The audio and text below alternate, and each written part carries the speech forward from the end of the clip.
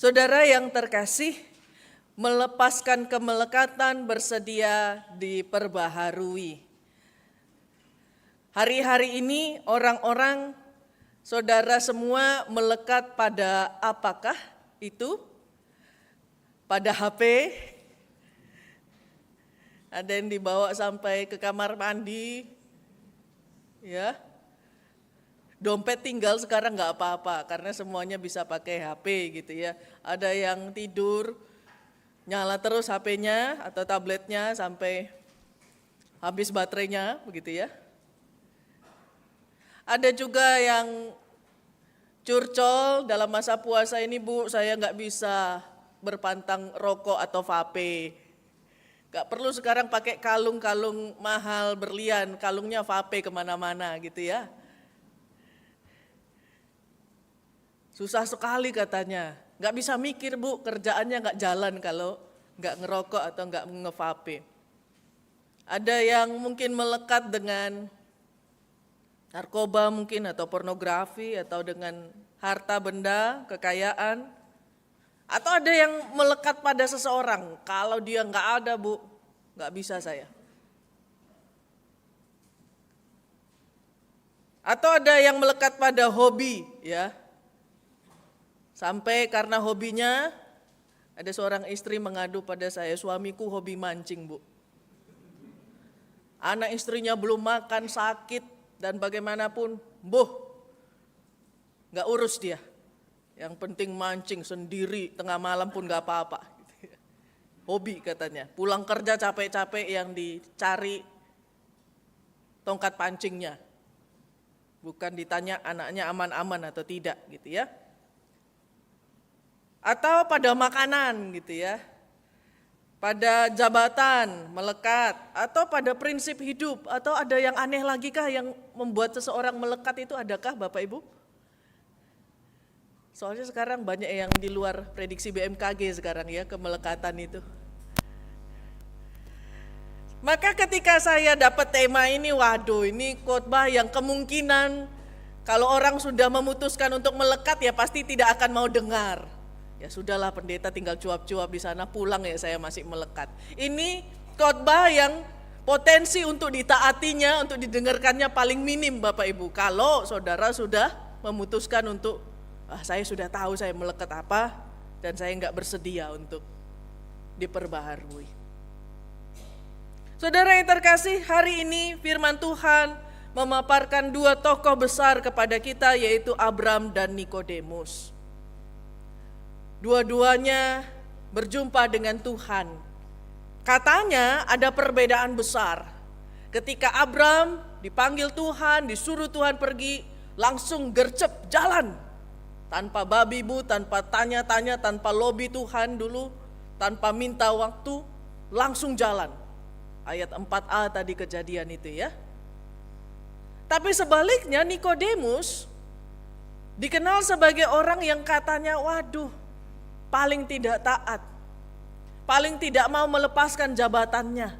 Bayangkan sudah ketemu Tuhan Yesus, sudah dibuka, disingkapkan rahasia, misteri, semua yang dicari oleh orang-orang pada masa lalu, dapat langsung SKS dari Tuhan Yesus gitu ya. Langsung PA-nya, langsung kepada Tuhan Yesus, pendalaman Alkitabnya dipimpin langsung, dibuka langsung oleh Tuhan Yesus. Setelah itu malah pergi. Nah, benarkah dua tokoh ini adalah dua tokoh yang bertolak belakang Bapak Ibu? Satu langsung iya Tuhan, yes mengikut Yesus keputusanku. Yang satu malah undur dari Yesus. Maka hari ini kita mencoba untuk pelan-pelan mengenal dua tokoh ini Bapak Ibu Saudara. Abram yang pertama, kita lihat kejadian tadi ya. Abram dipanggil Tuhan untuk meninggalkan negerinya, sanak saudaranya, rumah bapaknya. Di umur berapa Bapak Ibu? 75 tahun. Saat dia sudah tua, saat istrinya sudah berhenti menstruasi, tidak mungkin ada potensi untuk punya anak, tapi dia langsung pergi dengan janji yang tidak bisa dibayangkannya akan bisa ditepati. Hebat saudara, Hebat sekali. Kita saja anak muda masih mikir-mikir, apalagi yang sudah pensiun, yang sudah sepuh. Kalau disuruh anaknya tinggal sama aku saja, tinggal di rumah baru, itu banyak bapak ibu yang sudah di atas usia pensiun mengeluh. Karena kalau tinggal sama anak, di rumah anak itu bukan wilayah kekuasaannya lagi. Bukan wilayah yang dia kenal. Mau masak harus lihat-lihat menantunya masak atau enggak nih gitu ya. Mau sapu-sapu nanti anak sama menantunya tersinggung enggak nih gitu ya. Mau jalan-jalan mau pakai baju bebas dia harus lihat cucunya ada di rumah sopan enggak nih bajunya gitu ya. Adaptasinya susah sekali kalau sudah di atas 75 tahun, tapi ini Abram dan istrinya harus berangkat saat itu juga, seolah-olah tidak ada pikiran nanti makan apa ya, cari makan di sana, ketemu teman-teman enggak ya di sana, ada orang kenal enggak ya. Makanya banyak orang tua kalau pindah ke rumah anak, kalau anaknya tidak pengertian malah tambah stres dan tambah sakit, bukannya tambah sehat. Maka anak-anak yang masih muda baktinya kepada orang tua tolong juga diperhatikan. Memang lebih mudah ngurus orang tua di dekat kita, tapi kalau tambah sakit ya sia-sia. Saya membujuk orang tua saya, enggak mau. Sudah banyak pelayanan di sana, kalau di sini malah enggak bisa apa-apa katanya. Ya sudahlah. Tapi itu yang terjadi Bapak Ibu Saudara, Abram melangkah dalam resiko besar, dalam ketidaknyamanan yang luar biasa. Maka sangat pantaslah disebut Abram sebagai bapak orang percaya, bapak orang beriman. Ini langkah yang bukan simpel, bukan sekedar pindah rumah, bukan sekedar gak ketemu lagi dengan keluarga. Tapi ini perubahan hidup di tengah ketidakpastian, bahkan di tengah kemustahilan. Abram sangat hebat bukan? Tapi tunggu dulu Bapak Ibu. Kita tahu nanti episode selanjutnya ada nama-nama yang muncul. Bapak Ibu tahu kisahnya dengan Eliezer, kisahnya dengan Hagar, dengan Ismail. Ternyata setelah puluhan tahun berjalan, Abram yang langkah awalnya sangat hebat itu jatuh bangun Bapak Ibu, jatuh bangun. Kalau Bapak Ibu masih buka kitab Kejadian, boleh lihat Kejadian 17 ayat 17. Itu 25 tahun setelah proses pemanggilan Tuhan. Kejadian 17 ayat 17 dicatat, lalu sujudlah Abram dan tertawa. Ia berkata dalam hati, mungkinkah seorang anak dilahirkan bagi orang yang berumur 100 tahun? Dan mungkinkah Sarah yang telah berumur 90 tahun itu melahirkan seorang anak? Ini dia bicara waktu apa? 100 tahun. Di 75 tahun kelihatannya gercep, langsung satset jalan.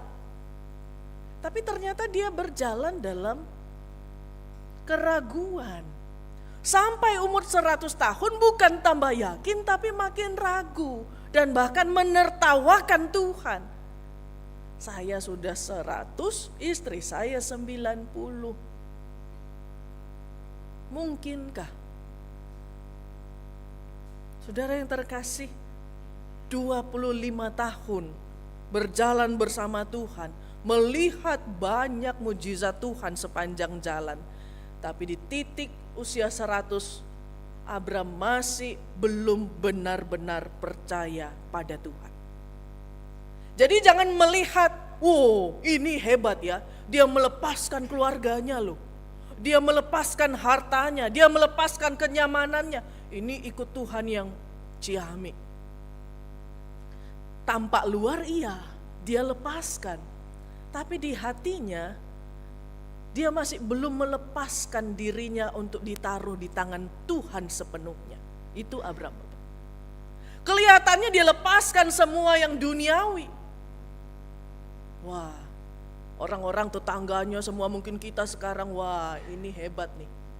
Kalau kita kedatangan tamu gereja mengatakan saya ini kabur dari rumah karena saya dibaptis, karena saya diancam dibunuh oleh keluarga saya. Wah kita puji-puji dia. Belum tentu saudara. Kenapa? Karena tampak luar bisa kita melepaskan segala sesuatu. Tapi di hati. Makanya tadi saya berdoa, ada yang sharing, saya mau bersedekah Bu, saya kasih. Tapi hati saya tidak memberi. Tangan saya beri, tapi hati saya tidak memberi. Fisik kita, gerakan kita, langkah kita bisa seolah-olah datang pada Tuhan. Tapi hati kita justru pergi, lari, cari jalan yang lain. Maka ini kalau dibilang mana yang perlu dilepaskan, Abraham sudah hebat melepaskan semua harta miliknya, duniawinya. Tapi selama dia belum melepaskan keraguannya, melepaskan egonya dan logikanya, sudut pandangnya tentang bagaimana harusnya Allah itu, maka dia tidak pernah benar-benar mengatakan, ya aku ikut Tuhan. Orang bisa datang ke gereja ini setiap minggu, bahkan setiap hari, tapi kalau hatinya di tempat lain kan begitu ya Bapak Ibu ya. Maka Abraham tidak sehebat itu. Abraham jatuh bangun. Sampai Tuhan berulang kali kasih tanda lewat bintang, lewat obor yang lewat di tengah-tengah binatang yang dikorbankan, lewat tanda sunat, lewat peperangan dan musuh-musuhnya, lewat banyak kisah Sodom dan Gomora, banyak kali Tuhan menunjukkan kuasanya untuk Abraham lihat. Tapi masih belum dia benar-benar percaya. Sampai anaknya lahir pun imannya masih belum ungkul, saudara, masih belum utuh. Maka Tuhan Allah mengujinya yang terakhir, yaitu suruh anaknya yang lahir satu-satunya dari istrinya dibawa ke atas gunung Moria dan dibakar di sana. Sudah dapat anak pun Allah belum lihat ketetapan, keyakinan. Sepanjang jalan anaknya tanya, Pak ini kayu untuk apa? Gak bisa jawab dia. Mana domba yang akan kita persembahkan? Nanti Tuhan akan sediakan. Ya kalau kita sekarang membacanya kelihatannya hebat, tapi coba bapak-bapak di sini suruh membawa anaknya ke atas gunung Moria, itu anaknya tanya mau jawab apa. Makanya sekarang kisah Abraham dengan Ishak ini jadi studi untuk komunikasi ayah dengan anak ya. Kalau ibu kan open aja, dibuka semua, cerita semua. Ayah ini terlalu pendiam dan kadang-kadang mau menutupi persoalan supaya anaknya tidak takut, istrinya tidak panik. Tapi kadang-kadang komunikasi itu bisa jadi teladan iman, bisa jadi pemutus komunikasi, memperjarak ruang batin, jarak batin antara ayah dengan anaknya, apalagi anak laki-laki. Tetapi pada akhirnya saudara, bagaimanapun dengan pertolongan Tuhan, Abraham berhasil. Coba deh nanti ya, bapak-bapak kalau jarang dan susah ngobrol sama anaknya, coba studi, diskusi tentang Abraham dengan Ishak ini yang naik ke gunung Moria, lalu role play, mainkan peran. Kalau aku jadi Abraham, anakku jadi Ishak, apa saja yang aku rasakan, apa saja yang akan aku jawab harusnya pada momen itu. Nanti ada PA-nya juga itu tentang hal itu, Bapak Ibu Saudara. Nah, itu yang di perjanjian lama. Yang di perjanjian baru ada yang namanya Nikodemus. Nikodemus digembar-gemborkan sebagai pengecut katanya. Karena datang malam hari sembunyi-sembunyi, ya. Kemudian mereka tidak bisa untuk benar-benar, dia tidak bisa untuk benar-benar mengikut Tuhan Yesus. Abraham tuh bapak orang beriman, Nikodemus itu kebalikannya, seolah-olah begitu. Ya, kalau sekilas dibaca ya Bapak Ibu, Tuhan Yesus itu sudah mengajarnya sangat dalam loh kepada Nikodemus. Enggak pakai mujizat, enggak pakai perumpamaan. Nikodemus yang sekelas profesor mungkin ya, itu sudah dapat mata kuliah gratis dan sangat terbuka dan sangat jelas. Rangkuman seluruh perjanjian lama disampaikan oleh Tuhan Yesus.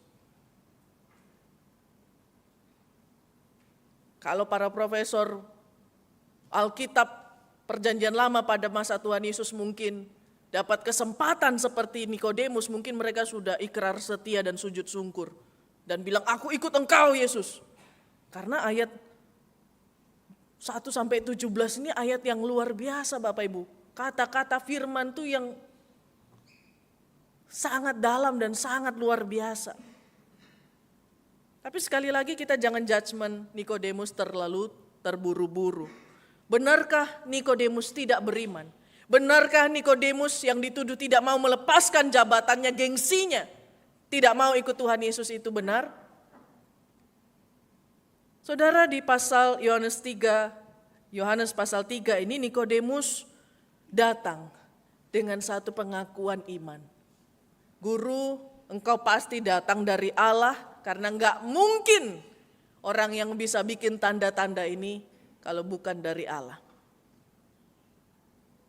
Dia sudah bawa kredonya, dia sudah bawa pengakuan keyakinannya pada apa yang sudah dilihatnya dalam diri Yesus. Tapi kita tahu di Yohanes 3 tadi Tuhan Yesus menjawab bahwa keyakinannya belum cukup. Ya, kamu sudah lihat, dan karena kamu lihat, kamu sudah yakin. Tapi apa yang kamu lihat itu belum benar-benar kerajaan Allah, kata Tuhan Yesus.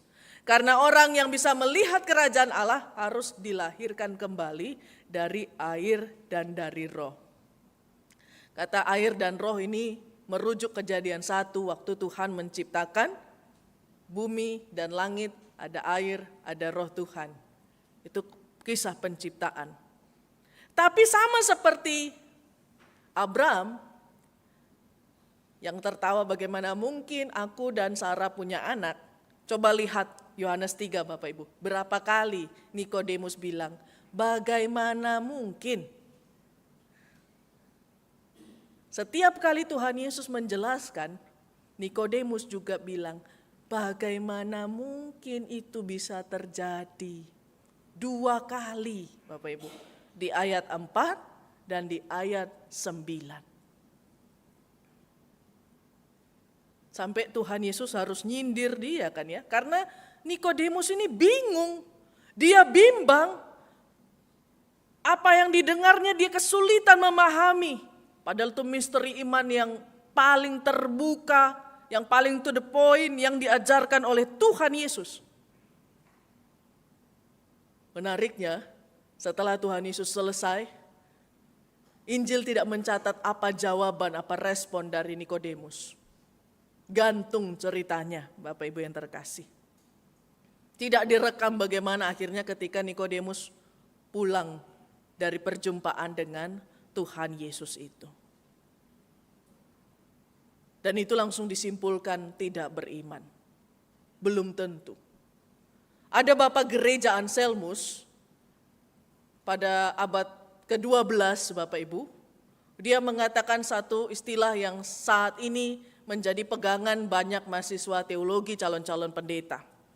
Dikatakan oleh Bapak Gereja Anselmus, fides quaerens intellectum, bahasa Latin ya. Fides quaerens intellectum artinya iman yang mencari pengertian. Iman itu salah satu langkahnya adalah berusaha untuk mengerti, berusaha untuk mencari pemahaman.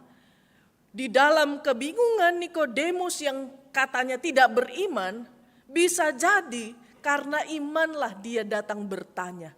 Karena imanlah dia berkata bagaimana mungkin sampai 2 kali. Karena dia perlu untuk memahami. Dia perlu untuk mengerti apa yang didengarnya. Sampai Tuhan Yesus bilang, kamu ini seorang guru loh, pengajar loh. Kalau orang lain pasti gengsi untuk nanya kayak dia ini. Orang yang sok pintar, orang yang sok paham, dengar Tuhan Yesus itu sok manggut-manggut pasti. Tapi karena imanlah justru dia bisa merendahkan diri, mempertaruhkan harga dirinya, namanya, jabatannya.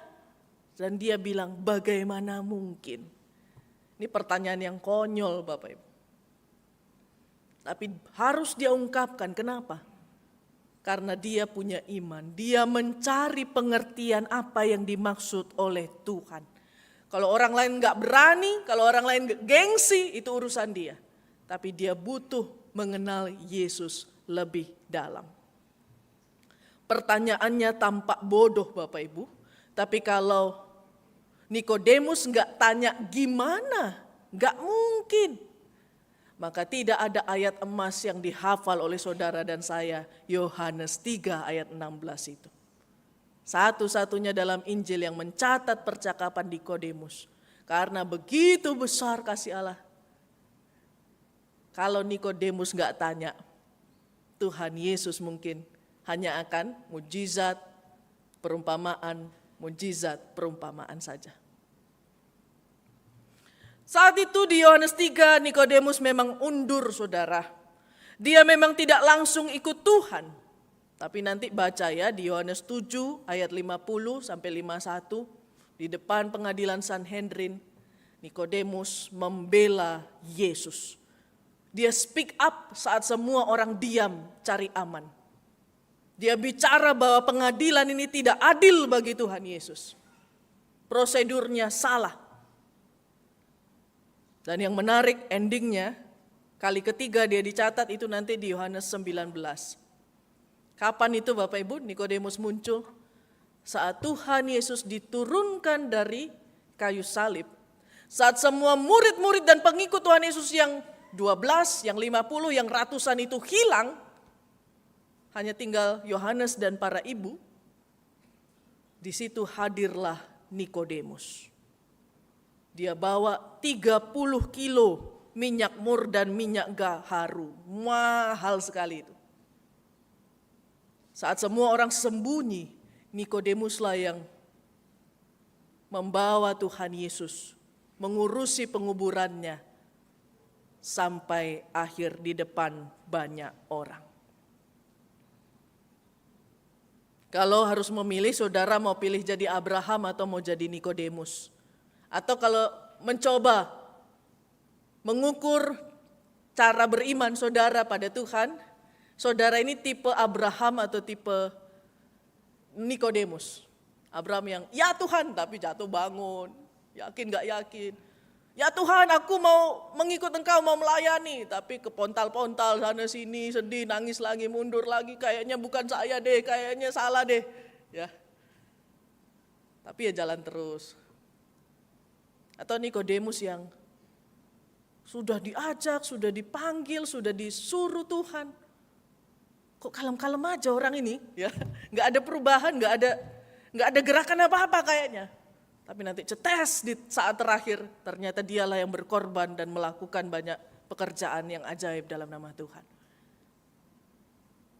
Saudara, yang mana saudara? Abraham atau Nikodemus? Jawab iya dulu atau mikir dulu? Ya dulu mikir belakangan atau mikir dulu langsung kalau udah komplit jawabannya utuh baru ya. Nggak ada titik koma lagi. Berikan sepenuhnya. Saudara, Abraham dan Nikodemus sangat berbeda. Karena itu firman Tuhan yang kita baca hari ini mengajarkan kita, kata melepaskan dan diperbarui ini untuk tiap orang beda prosesnya, beda caranya, jangan dihakimi. Kadang-kadang gereja sekarang atau orang tua sekarang berharap seolah-olah kalau anaknya sudah dibacakan ayat Alkitab, anaknya langsung jalan pergi. Belum tentu semua kayak Abraham. Kita bacakan satu ayat diminta anak langsung bertobat, pasangan kita dikirimilah video-video tentang rohani begitu ya, diharap langsung mengerti. Padahal anak kita mendengar bacaan ayat itu, dikirimin video-video nasihat, video-video khotbah potongan itu malah merasa tersindir dan dihakimi. Bukannya malah beriman, bukannya malah bertobat. Sekarang pertengkaran suami istri begitu ya Bapak Ibu ya. Lewat WA atau lewat kirim-kiriman video, nyindir-nyindir begitu ya. Bapak Ibu Saudara yang terkasih, setiap kita punya proses. Ada progres yang jelas, tampak, ada yang sama sekali nggak kelihatan seperti Nikodemus. Saya yakin jarak antara perjumpaannya dengan Tuhan Yesus dan nanti di detik-detik kematian Kristus itu, dia pasti sudah peras habis-habisan otak dan batinnya itu untuk mengunyah Yohanes 3 tadi yang dijelaskan oleh Tuhan Yesus. Iman itu prosesnya tidak terlihat seperti kata Tuhan Yesus kayak angin. Entah kapan dia betul-betul kita mantap memahaminya, entah kapan kemudian dia bisa bertumbuh dan berprogres, tapi nanti pasti akan kelihatan, pasti akan terdengar bunyinya. Maka kita jangan sibuk menghakimi orang lain, gak perlu kita mengukur dan menyalahkan orang lain yang ini cepat, yang ini hebat, yang ini baik. Sudahlah, semua orang punya proses imannya sendiri-sendiri. Ya. Tidak perlu dipercepat, ya, tidak perlu juga diperlambat. Kita menjadi teman seperjalanan, ada yang jalan cepat, ada yang jalan lambat, ya sudahlah. Yang penting masih jalan, bukan berhenti. Atau bahkan bukan tambah jauh dari Tuhan. Kadang-kadang komitmen yang terlalu cepat itu Bapak Ibu, ujung-ujungnya dibuat dengan asal-asalan. Tapi juga enggak apa-apa, karena nanti sepanjang jalan seperti Abraham, dia akan terus dituntun oleh Tuhan. Karena itu mau melepaskan segala sesuatu itu bukan karena kuat dan hebatnya kita. Tapi seberapa besar kita mempertaruhkan diri kita dalam pertolongan Tuhan. Dilahirkan kembali, diciptakan ulang di dalam air dan roh. Kita enggak tahu. Enggak ada yang bisa bilang aku lahir baru tanggal sekian, enggak ada yang bisa bilang. Kita hanya dilahirkan kembali.